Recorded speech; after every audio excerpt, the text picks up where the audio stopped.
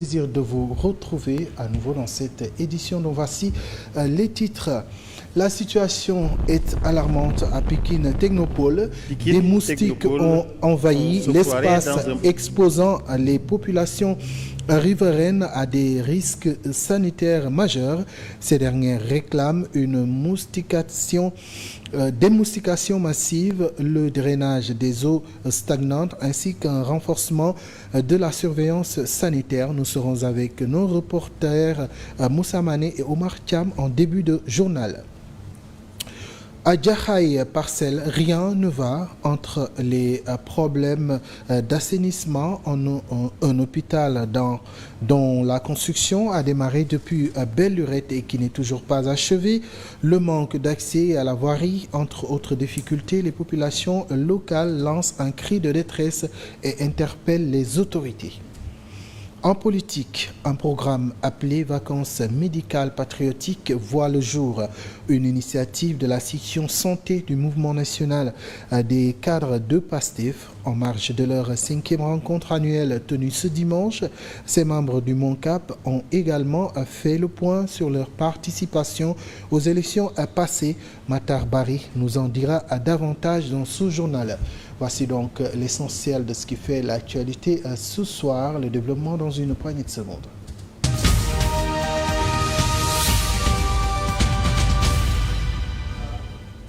Bonsoir et bienvenue à toutes et à tous. Technopole de Pikine, derrière ce paysage verdoyant et très joli à voir, se cache un cauchemar qui hante le sommeil des populations riveraines, la présence des moustiques, des essaims d'insectes envahissent donc littéralement l'espace, menaçant ainsi la santé des populations locales. Ces dernières réclament une démoustication massive, le drainage des eaux stagnantes ainsi qu'un renforcement de la surveillance sanitaire. C'est un reportage de Moussa Mané et Omar Mbeng.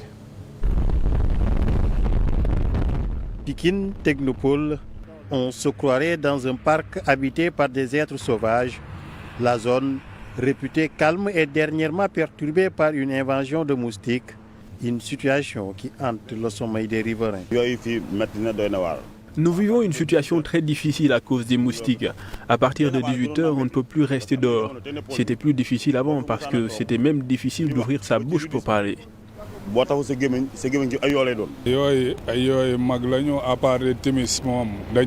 sont de très grands moustiques et c'est vers 19h qu'on commence à les voir. Ils nous piquent partout et ça fait très mal. Et c'est tous les jours. On est obligé d'allumer le feu avec la fumée. Souvent, parfois, ils tombent. Ce lac serait le dortoir de ces insectes. Aux alentours se tiennent d'autres activités connexes des fleuristes contraints de vivre avec malgré les risques. D'autres utilisent des produits pour se protéger et d'autres essaient de porter de gros habits.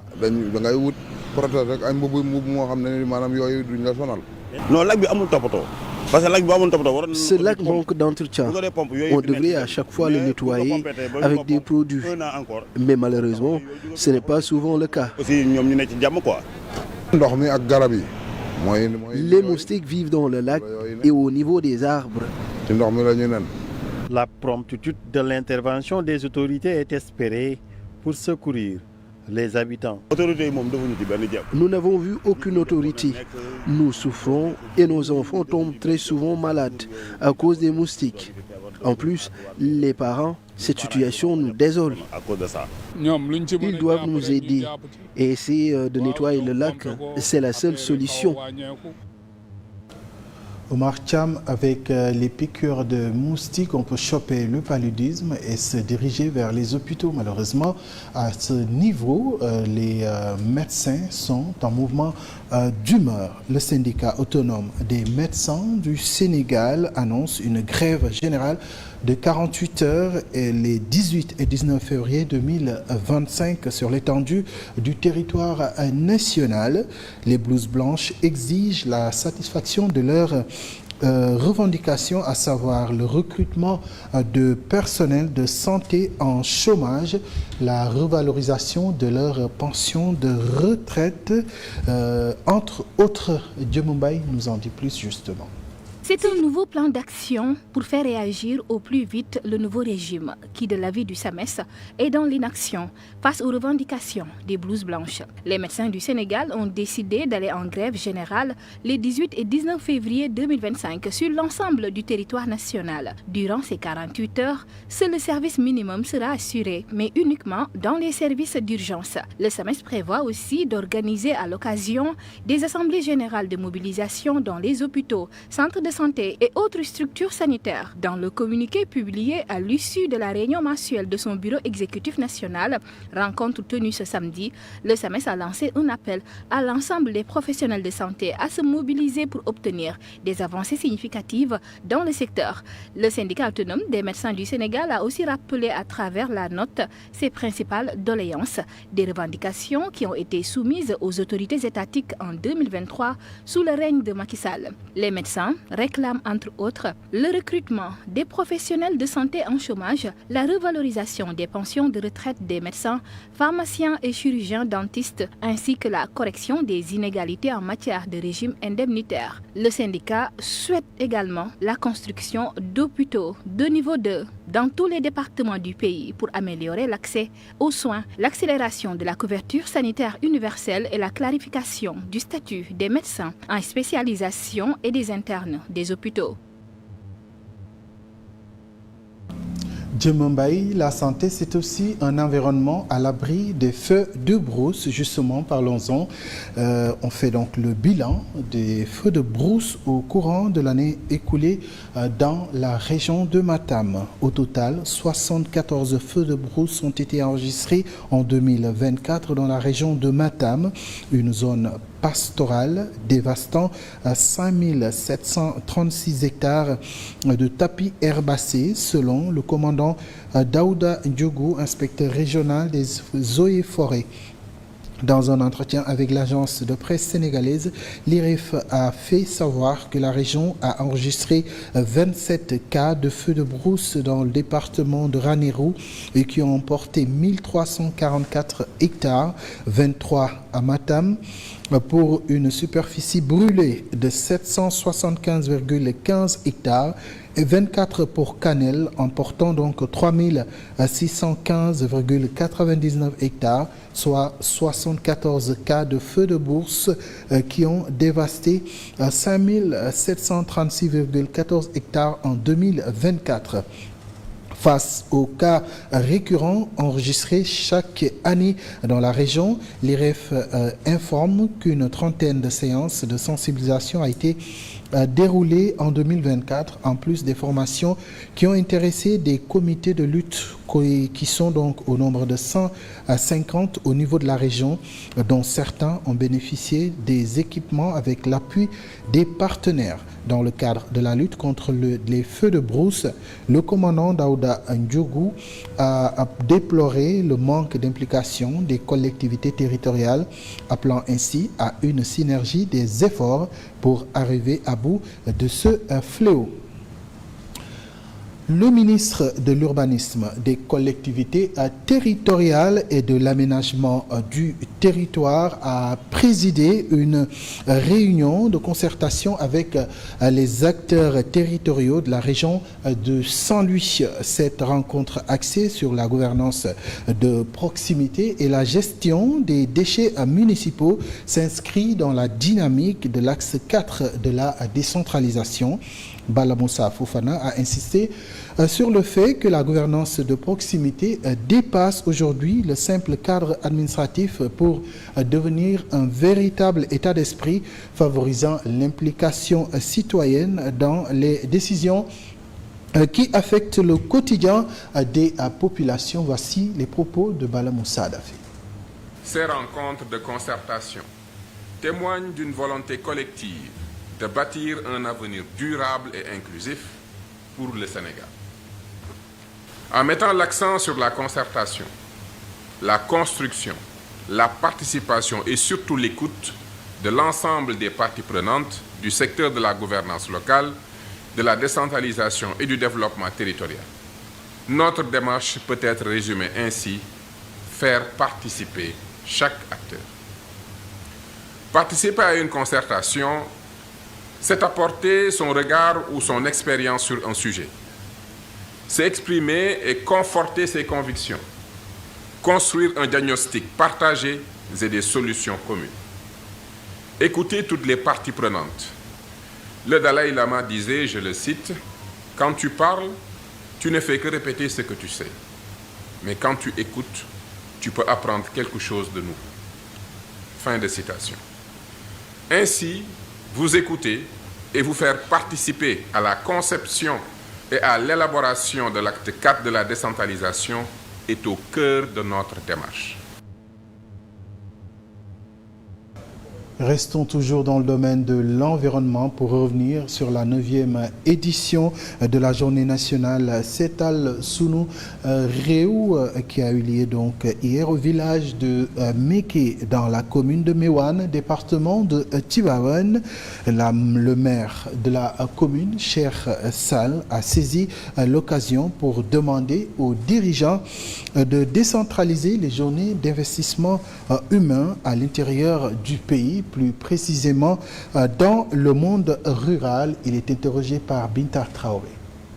Cette journée symbolise beaucoup de choses pour nous, de l'espoir et un prétexte aussi qui nous a permis de nous ressouder, de nous retrouver pour exécuter, je dirais, une directive ou bien une initiative du président de la République, son Excellence Bassirou Diomaye Faye, et de son gouvernement dirigé par le Premier ministre Ousmane Sonko.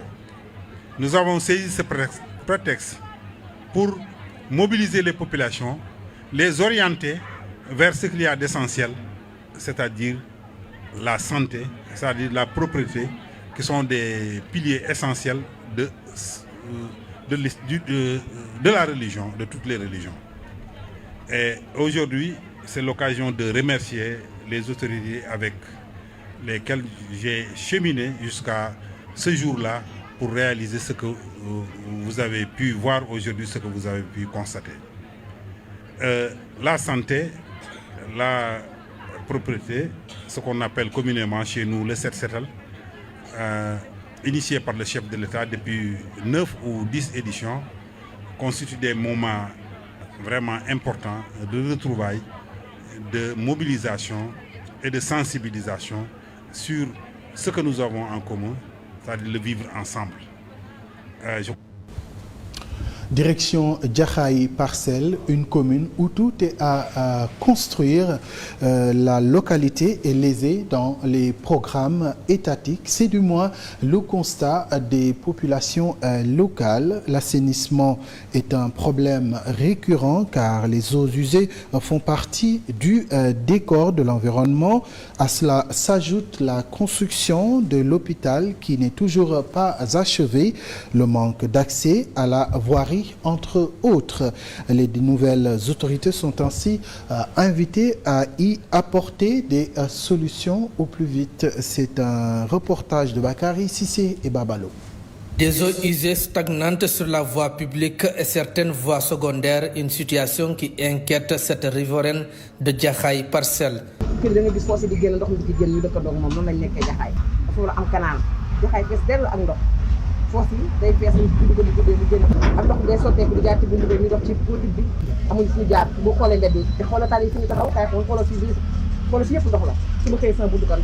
Jaxaay Parcelles est bien assis sur le plan cadastral, mais l'assainissement est un problème réel.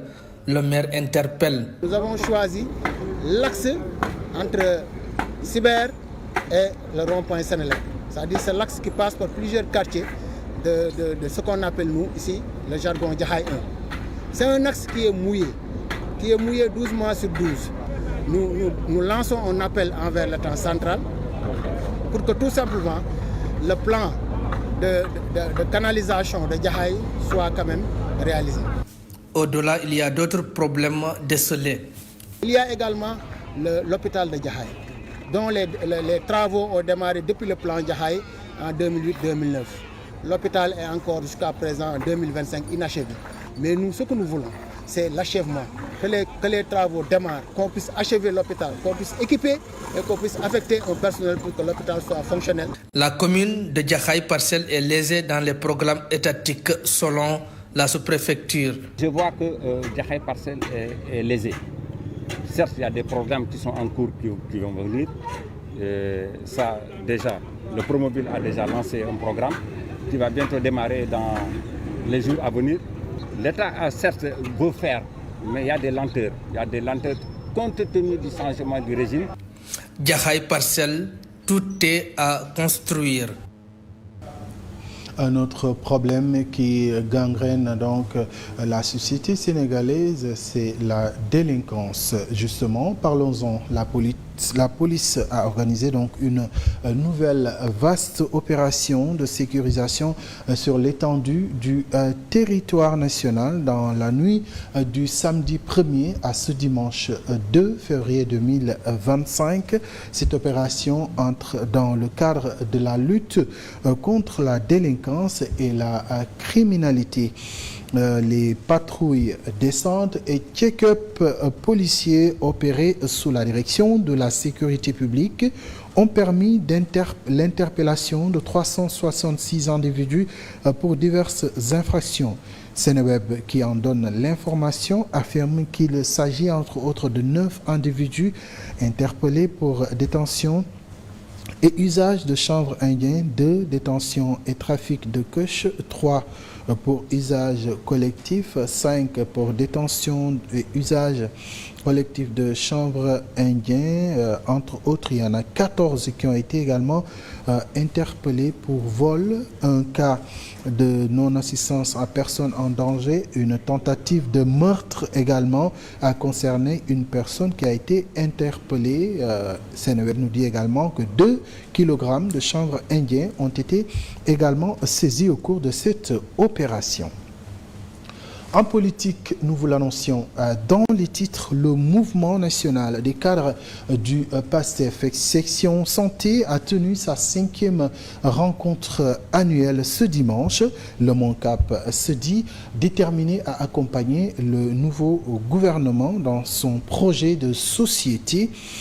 Un programme appelé donc Vacances médicales patriotiques est ainsi mis en place par le dit mouvement. Cette 5e rencontre annuelle est également une occasion pour les cadres du parti PASTEF de dresser le bilan de leur participation aux élections passées. Matar Bari nous en dit plus.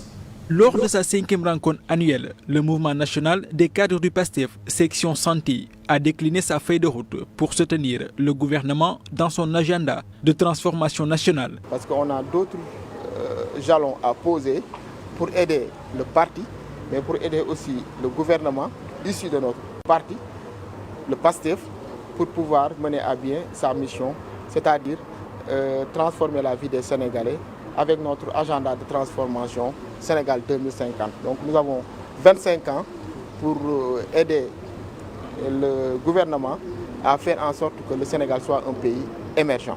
Contrairement aux éditions précédentes, la rencontre de cette année apporte une innovation de taille.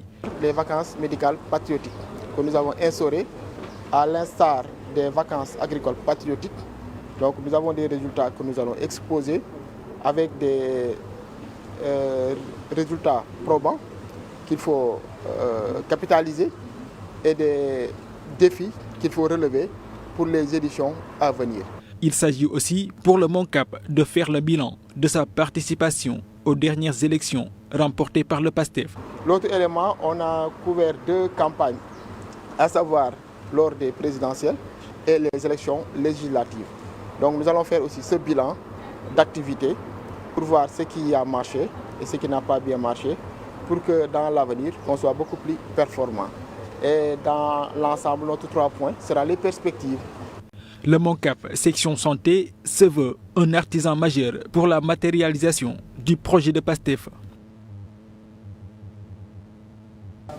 Direction Kédougou, des GIE un GIE, donc des chauffeurs et transporteurs de sable de la région de Kédougou ont offert près de 100 chargements de béton au préfet du département destiné donc à la construction de la nouvelle gare routière, une initiative appréciée à sa juste valeur par le préfet El Hadji Semou Diouf qui demande aux autres sociétés minières de Kédougou de faire pareil. C'est une correspondance de Mamadou Cissé.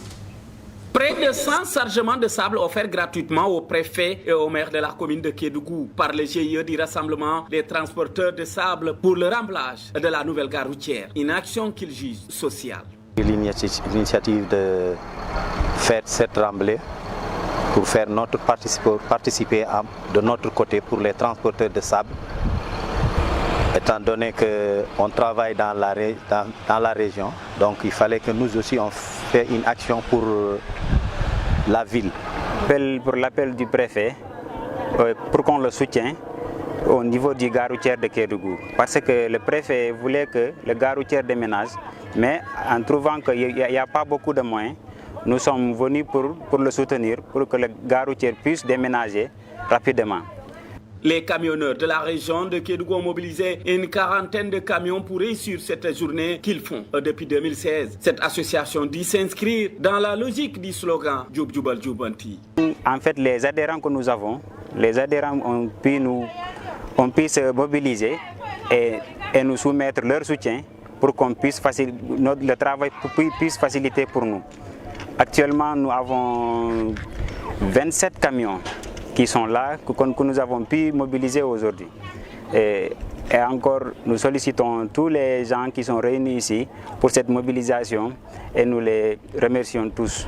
Mais ils n'ont pas manqué de lister leurs difficultés. Les difficultés que nous avons actuellement sur les mobilisations, il y a des certains moments on ne peut pas avoir le carburant pour faire ces travaux. Mais il y a des certains moments, il y a les matériels qui nous manquent pour travailler. Le préfet du département El Hadji Semou Diouf est venu les remercier, a montré toute sa satisfaction envers cette action qu'il a jugée noble et positive. Il a toutefois appelé les autres, comme les sociétés minières, à faire autant. Direction Nayobé, une localité située dans le département de Louga, où les populations se mobilisent pour l'organisation d'un événement religieux majeur. Cependant, ces habitants font face à des difficultés liées à l'accès à la route, l'éclairage public, l'eau et la sécurité, entre autres. Ces doléances ont été soulevées lors d'un comité régional de développement dans l'espoir que ces solutions concrètes soient trouvées avant la célébration donc de cet événement. C'est des propos recueillis par Gorombo depuis Louga. Troubles à l'ordre public et violences de tout genre avaient toujours côtoyé les activités du mouvement navétane.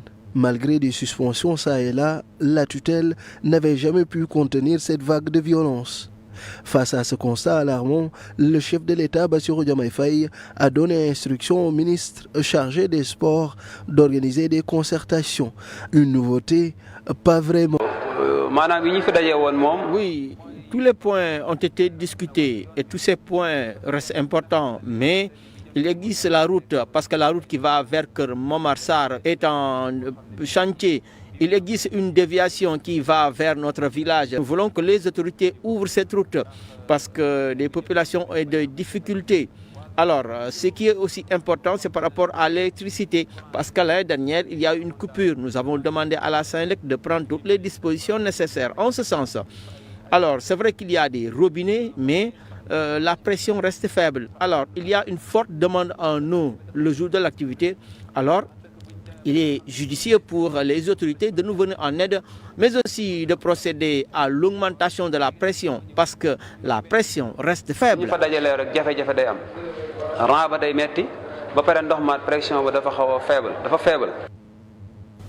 Refonte du mouvement Navétane, une instruction du président de la République pour mettre fin aux violences. Les acteurs en phase et donnent des pistes de solutions, de la sensibilisation aux mesures répressives, sans oublier l'approche occidentale. Pape Amar Mbouch, président de l'ODCAV de Mbour, dresse le tableau. Il est avec Oumar Thiam. Troubles à l'ordre public et violences de tout genre avaient toujours côtoyé les activités du mouvement Navétane. Malgré des suspensions ça et là, la tutelle n'avait jamais pu contenir cette vague de violence. Face à ce constat alarmant, le chef de l'État, Bassirou Diomaye Faye, a donné instruction au ministre chargé des Sports d'organiser des concertations. Une nouveauté? Pas vraiment, même si du côté des organismes de coordination, la démarche est à saluer. Durant 3 jours, nous avons fait la synthèse de toutes les recommandations issues des concertations régionales pour sortir un document final qui a été proposé à l'État du Sénégal. Donc, nous sommes preneurs pour les concertations, pour les réformes. Accuser les associations sportives d'être à l'origine de cette violence galopante dans les stades, c'est ignorer les réalités qui se greffent au monde des navétanes. Les stades sont des exutoires, donc les gens prennent prétexte des activités navétanes pour commettre des violences, une violence inacceptable, inouïe, qui doit être sanctionnée à sa juste valeur. Nous, mouvement sportif, tout ce qu'on peut faire, c'est de prendre des sanctions sportives. Faire du mouvement Navétane un levier de développement du civisme et de la promotion d'une citoyenneté constructive, tel est le vœu du chef de l'État. Pour les connaisseurs, la reprise du modèle occidental alliant sport et études s'impose. Au moment où les États-Unis ont fini de prouver qu'il est bien possible d'allier sport et études avec des résultats probants au niveau de la NBA, sous nos cieux, on peut citer l'exemple de Djambar, de Génération Foot. Les termes sport et études peuvent très bien aller ensemble. Maintenant, la problématique qui est posée se pose au niveau des grandes villes. Mais le navétane rural, le Sénégal des profondeurs, ne connaît pas ce phénomène. Autre point important soulevé par le membre de la Fédération sénégalaise de football, la décentralisation des infrastructures sportives.